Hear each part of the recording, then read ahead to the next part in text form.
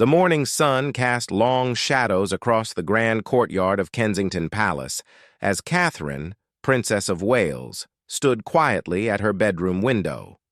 Her fingers traced the glass while she watched the familiar scene below, gardeners tending to the roses, security personnel making their rounds, and the distant hum of London traffic beyond the palace gates. Today felt different. Today carried the weight of an ending that no one had expected. 3 months earlier, Prince William had received news that would change everything. The Commonwealth realms had made an unprecedented decision. They were transitioning to complete independence, dissolving the last formal ties to the British monarchy. It wasn't born from anger or rebellion, but from a natural evolution toward self-governance that had been building for decades. The announcement came during what should have been a routine meeting with Commonwealth representatives. William remembered sitting in the oak-paneled room, listening to respectful but firm voices explaining their position. Australia's representative spoke first, followed by Canada, then New Zealand. One by one, they expressed gratitude for centuries of shared history, while explaining their need to forge completely independent paths. The decision was unanimous and final. Catherine had been in the palace gardens with their children when William returned from that meeting. She noticed immediately that something had shifted in his expression. His usual confident stride seemed heavier, and his smile didn't reach his eyes. When he told her the news that evening, they sat together in silence for a long time, holding hands and processing what it meant for their family and their future. The weeks that followed were filled with intense discussions behind closed doors. Constitutional experts, government officials, and palace advisors worked tirelessly to understand the implications. The monarchy would continue in the United Kingdom, but William and Catherine's role as future representatives of the Commonwealth would effectively end. More significantly, they had been asked to undertake a farewell tour, a final official visit to each Commonwealth realm to formally close this chapter of shared history. As Catherine prepared for the day ahead, she reflected on the strange mixture of emotions coursing through her. There was sadness, certainly, for the end of a relationship that had defined the British monarchy for generations. But there was also something unexpected, a sense of relief. The constant travel, the pressure of representing multiple nations with different needs and perspectives, the delicate balance of remaining politically neutral while being meaningfully present, it had all taken a toll she hadn't fully acknowledged until now. Their children had taken the news with the adaptability of youth. Prince George, now old enough to understand some of the complexities, had asked thoughtful questions about what it meant for his future. Princess Charlotte had seemed more concerned about whether they would still be able to visit their friends in Australia. Prince Louis, still young, was simply excited about the prospect of more airplane rides. The farewell tour had begun 6 weeks ago in Canada. Catherine remembered standing with William at the podium in Ottawa, looking out at a crowd of thousands who had come to witness this historic moment. The speeches were carefully crafted, striking the right tone of gratitude, respect, and optimism for the future. But it was the moments between the official ceremonies that stayed with her. The elderly veteran who thanked William for his service, the young girl who handed Catherine a handmade card, the Prime Minister who spoke privately about the difficult but necessary nature of the decision. Each stop on the tour had brought similar experiences. In Australia, they had visited communities affected by recent bushfires, working alongside local volunteers and seeing firsthand the resilience and independence that had always characterized the Australian spirit. In New Zealand, they had participated in a traditional Maori ceremony, with elders speaking about the importance of honoring the past while embracing change.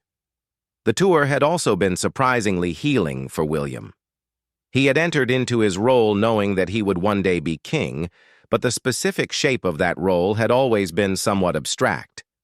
Now, as they visited each realm for the final time in an official capacity, he found himself truly understanding what was being transformed. The relationships weren't ending. They were evolving into something new and potentially stronger. Catherine watched as their staff made final preparations in the courtyard below. Today they would depart for the last stop on their farewell tour, a return to the United Kingdom for a ceremony at Westminster Abbey. It would be attended by representatives from all the Commonwealth realms, along with members of the British royal family, government officials, and citizens who had followed their journey.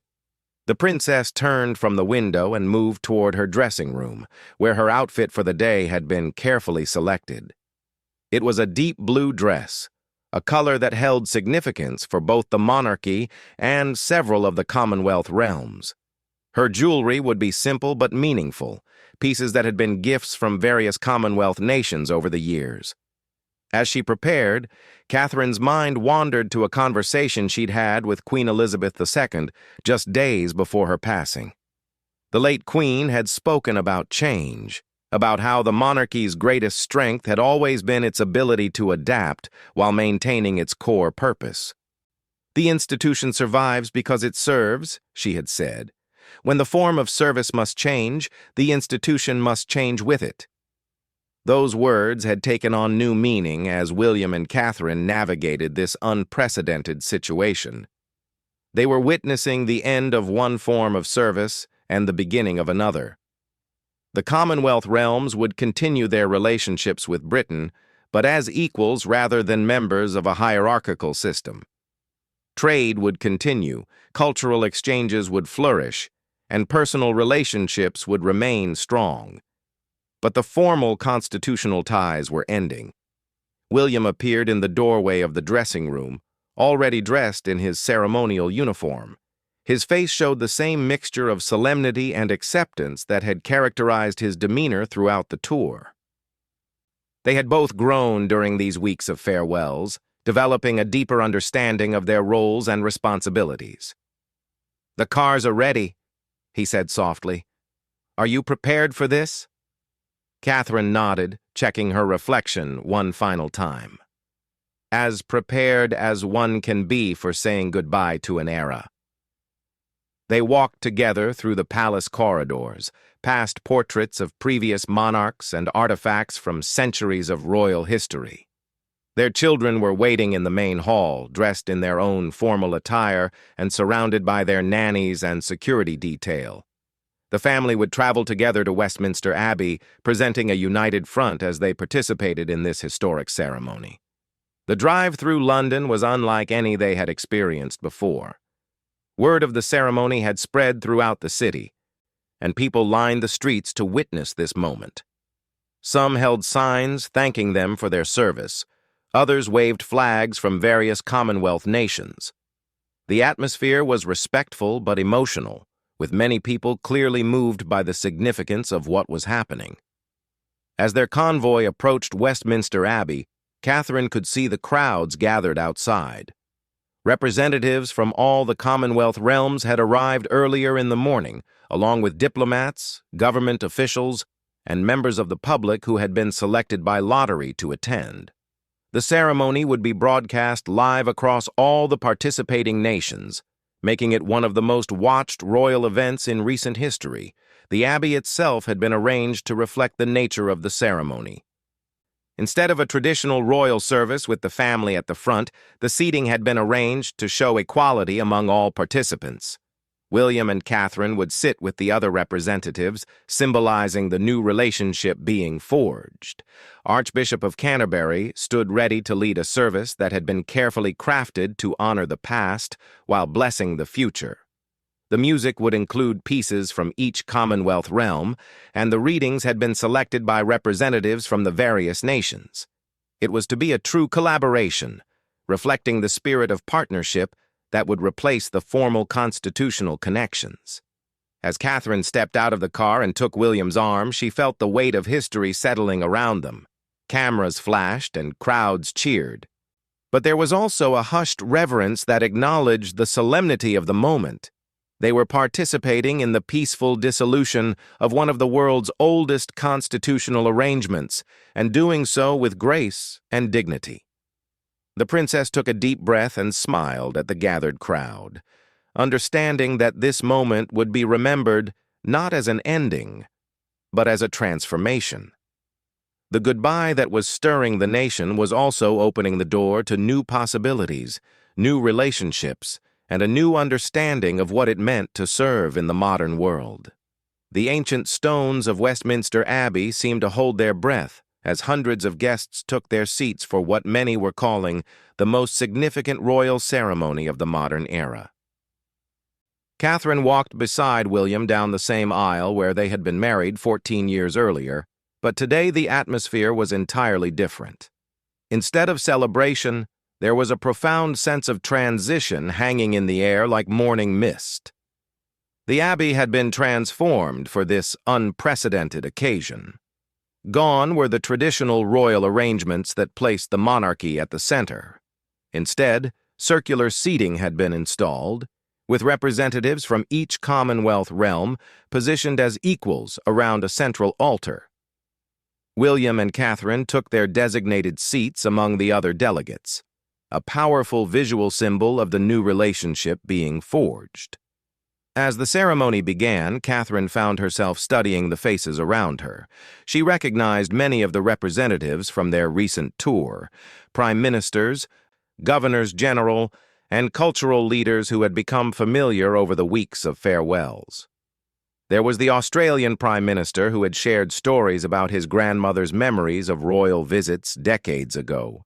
The Canadian representative who had spoken passionately about maintaining cultural ties while embracing political independence.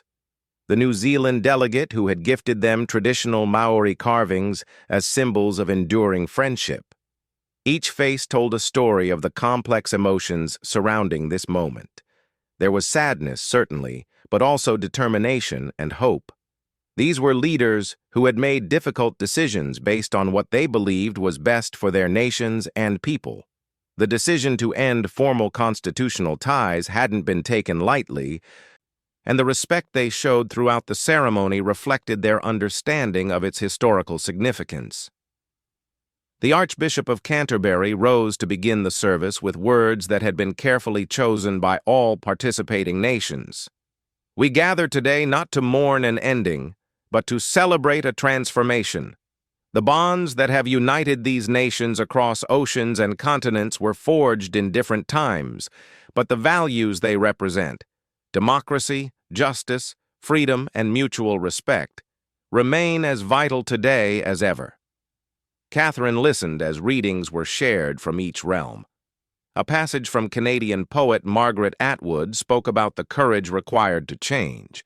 An excerpt from Australian author Tim Winton reflected on the importance of maintaining connections while forging independent paths. A piece by New Zealand writer Eleanor Catton explored themes of growth and evolution. Between the readings, music filled the Abbey's soaring spaces. A Canadian children's choir sang a haunting melody about rivers flowing toward the sea. An Australian didgeridoo player offered a traditional piece about journeys and homecoming. New Zealand's Royal Military Band performed a stirring arrangement that blended Maori traditional music with contemporary orchestration. As William rose to deliver his address, Catherine felt her heart swell with pride. The months of preparation, the emotional weight of the tour, and the complexity of this moment had all contributed to his growth as a leader. His words were not from a script written by palace officials, but from his own understanding of what this transition meant. Today, we mark not just the end of one relationship, but the beginning of many new ones, William began, his voice carrying clearly throughout the Abbey. For generations, the Commonwealth has been bound together by shared history, common values, and mutual respect. Those foundations do not disappear with the changing of constitutional arrangements. They become the basis for a new kind of partnership, one based on choice rather than inheritance, on shared goals rather than historical obligation. He paused, looking directly at the Commonwealth representatives. Catherine and I have had the privilege of visiting each of your nations over the past weeks. We have seen firsthand the strength, creativity, and independence that characterize your peoples. We have also seen the deep respect and affection that exists for the relationships we have shared. Today, we formalize the evolution of those relationships into something new, and we believe, even stronger. Catherine watched as several people in the audience wiped away tears. The emotion was palpable, but it wasn't the grief of loss. It was the complex feeling of watching something precious transform into something different, but equally valuable. When William returned to his seat, the ceremony shifted to its most significant moment. Representatives from each Commonwealth realm came forward to participate in a ritual that had been designed specifically for this occasion. They each carried a stone from their homeland, which would be placed together in a new memorial garden at the palace. The symbolism was powerful, separate elements coming together to create something beautiful and enduring. The Australian representative spoke as she placed her stone. This represents the red earth of our continent, the dreams of our people, and our commitment to friendship across the seas. The Canadian delegate followed. This carries the strength of our mountains, the vastness of our prairies, and our promise to remain partners in building a better world. One by one, each representative added their stone while sharing words about their hopes for the future. The New Zealand delegate spoke of the silver fern and the spirit of innovation. The South African representative honored the journey from division to unity. Smaller Commonwealth nations added their voices, each contributing to a chorus of hope and determination. Catherine felt deeply moved as she watched this ritual unfold. It struck her that they weren't just witnessing the end of constitutional monarchy in these nations. They were watching the birth of a new kind of international relationship, one based on mutual choice and respect rather than historical accident.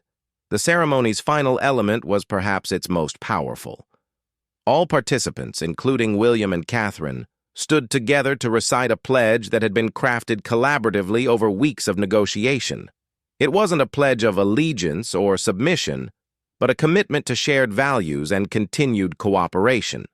We pledge to honor the past while embracing the future, to maintain the bonds of friendship that transcend political arrangements, and to work together as equals in addressing the challenges that face all our peoples. We commit to democracy, justice, human rights, and the peaceful resolution of conflicts. We promise to remember that our diversity is our strength, and our shared humanity is our foundation. As the words echoed through the abbey, Catherine felt a profound sense of completion. The farewell tour that had begun weeks ago was finally reaching its conclusion, but she realized it wasn't really an ending at all. It was a graduation ceremony. These nations were graduating from one kind of relationship to another, more mature form of partnership. The final musical selection was perhaps the most moving moment of the entire ceremony.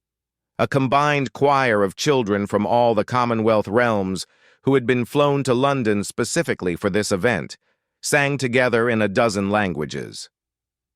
Their young voices blended in harmony despite the different words, creating a metaphor for the future being envisioned: unity in diversity, strength in difference, hope in change. As the ceremony concluded, Catherine noticed something remarkable happening. Instead of the formal, polite interactions typical of diplomatic events, people were engaging in genuine, emotional conversations. She saw the Australian Prime Minister embracing the Canadian representative. The New Zealand delegate was showing photos of his children to a colleague from South Africa. William was deep in conversation with several Caribbean representatives about future cultural exchange programs. The goodbye that had stirred a nation was revealing itself to be something much more complex than a simple farewell. It was a reimagining, a reinvention, and a recommitment to values that transcended political structures. The constitutional monarchy was ending in these realms, but the relationships, the shared culture, and the mutual respect were evolving into something new. As they prepared to leave the abbey, Catherine took a moment to look back at the scene. The circular seating arrangement that had seemed so strange at the beginning now felt perfect.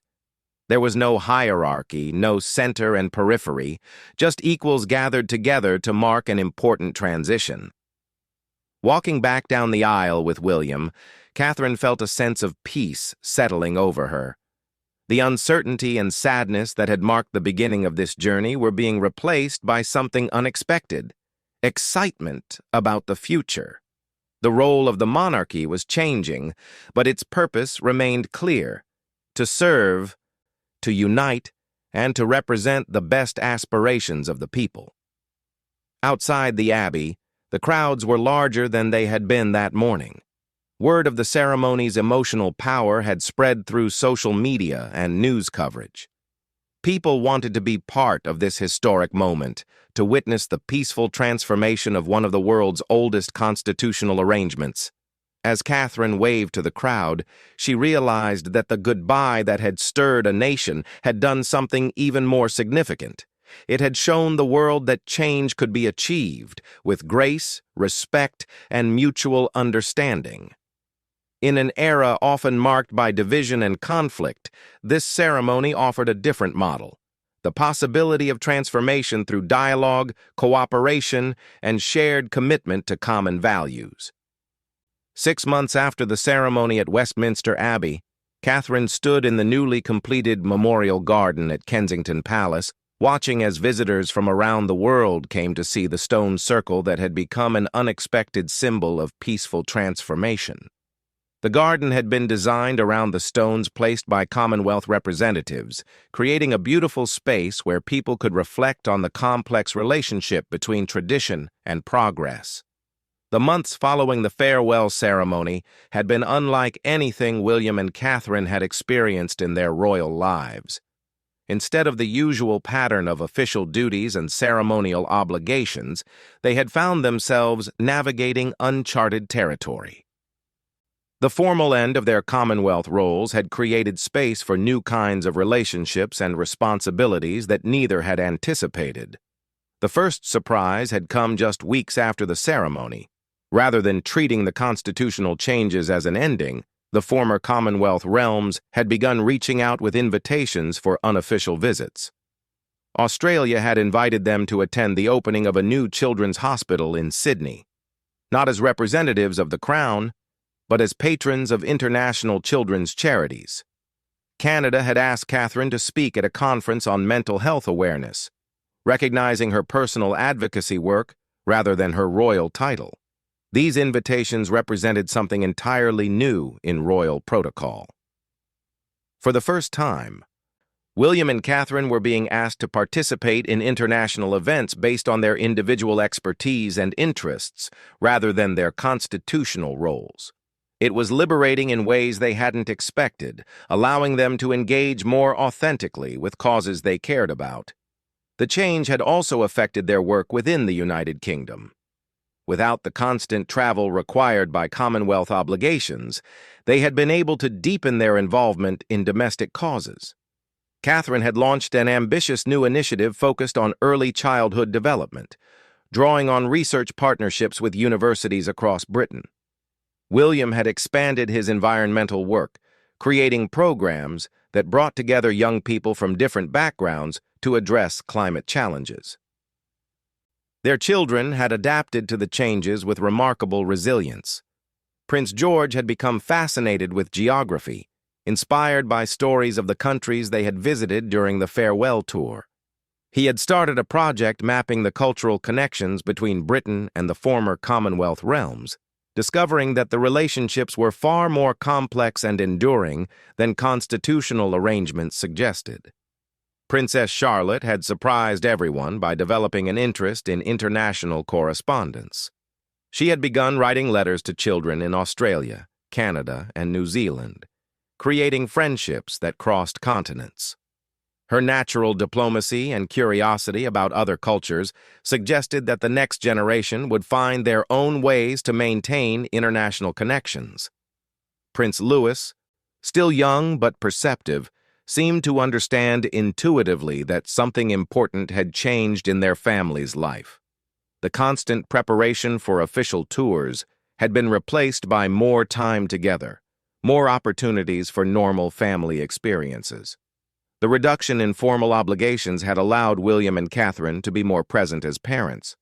The public response to the changes had been overwhelmingly positive, though not without complexity. Initial polling had shown concern about Britain's diminished international role, but as the months passed, people began to see benefits they hadn't anticipated. The royal family's increased focus on domestic issues had made them more visible in British communities. Their unofficial international work had generated positive coverage that enhanced Britain's soft power in new ways. Perhaps most significantly, the transformation had sparked conversations about the future of the monarchy that went far beyond the Commonwealth changes. Young people, particularly, had responded positively to seeing William and Catherine engage with issues based on personal passion rather than inherited obligation.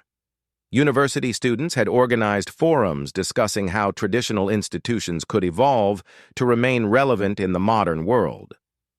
Catherine often reflected on a conversation she'd had with a group of young climate activists who had visited the palace for one of William's environmental programs. One student had said, "You're showing us that you can respect tradition while still being willing to change when change makes sense. That's what our generation needs to see from all our institutions." The comment had stayed with her because it captured something essential about what they were experiencing. The farewell to the Commonwealth had forced them to examine every assumption about their roles and responsibilities. What they had discovered was that much of what made their work meaningful had nothing to do with constitutional arrangements, and everything to do with service, connection, and shared values. International relationships had continued to flourish, but in different forms. William had been invited to serve on the advisory board of an international conservation organization that included members from former Commonwealth countries. Catherine had developed partnerships with child development researchers in Australia and Canada that were producing innovative approaches to early intervention programs. These collaborations were generating results that might never have been possible under the old system. Without the constraints of constitutional protocol, they could engage more directly with experts, advocates, and communities. Their work was becoming more effective precisely because it was less formal. The transformation had also affected their relationship with the British media and public. Coverage of their activities had shifted from the traditional focus on protocol and ceremony to greater attention to the substance of their work. People were more interested in the impact of Catherine's early childhood programs than in what she wore to launch them. William's environmental initiatives were being evaluated based on their effectiveness rather than their symbolic value. This change in public attention had been initially unsettling, but ultimately liberating. They had both discovered that they preferred being known for their contributions rather than their titles. The work itself had become more rewarding as it became more authentic. As Catherine walked through the memorial garden, she encountered visitors from many of the countries they had said farewell to during their tour. A family from Toronto was taking photos by the Canadian stone, explaining to their children about the peaceful way their country had chosen independence. A group of university students from Sydney were sketching the garden layout for a project about international cooperation. Most touching of all was an elderly couple from New Zealand who approached Catherine as she paused by the stones. The woman explained that she had been born in Britain but had emigrated to New Zealand as a young wife 60 years earlier. She had watched the farewell ceremony on television and had traveled to London specifically to see the garden. "I wanted to understand what it meant," she explained. "When I left Britain all those years ago, I felt like I was choosing between two countries. But watching your ceremony, seeing these stones together, I realized I never had to choose at all. The connection was always bigger than the constitutional arrangements." Her words captured something Catherine had been struggling to articulate about their experience. The farewell had revealed that the most important connections between people and nations existed at a level much deeper than legal frameworks. Culture, values, relationships, and shared aspirations created bonds that no political change could sever. That evening, as Catherine and William reviewed their schedule for the coming months, they marveled at how different their lives had become. There were still official duties, of course, and there would always be ceremonial obligations that came with their roles. But there was also something new, a sense that they were writing their own job descriptions based on what they could contribute rather than what tradition demanded. William was planning a trip to Kenya to work with local conservationists on anti-poaching initiatives. Catherine was developing an exchange program that would bring early childhood educators from around the world to Britain to share best practices. Both projects had grown from relationships formed during their Commonwealth farewell tour, but they were now independent of any constitutional obligations. The goodbye that had stirred a nation had indeed marked an ending, but it had also marked a beginning. The formal relationships governed by constitutional monarchy had given way to informal partnerships based on mutual interest and shared values. The change had required courage from all participants, but it had resulted in something more authentic and potentially more durable. As they prepared for bed in their private apartments at Kensington Palace, William and Catherine reflected on the journey that had brought them to this point. The uncertainty and sadness that had marked the beginning of the farewell process had been replaced by excitement about the future and pride in what they had accomplished. The nation that had been stirred by their goodbye had discovered something important about the nature of relationships in the modern world. Change didn't have to mean loss. Evolution didn't require abandoning what was valuable from the past. And sometimes the most powerful way to honor tradition was to have the courage to transform it. Outside their window, the lights of London stretched to the horizon, a city that had been the center of an empire and was now the heart of a different kind of international community. The Commonwealth had evolved into something new, but the connections remained. The goodbye had become a beginning, and the farewell had revealed itself to be, ultimately, a different kind of greeting, a hello to possibilities that hadn't existed before.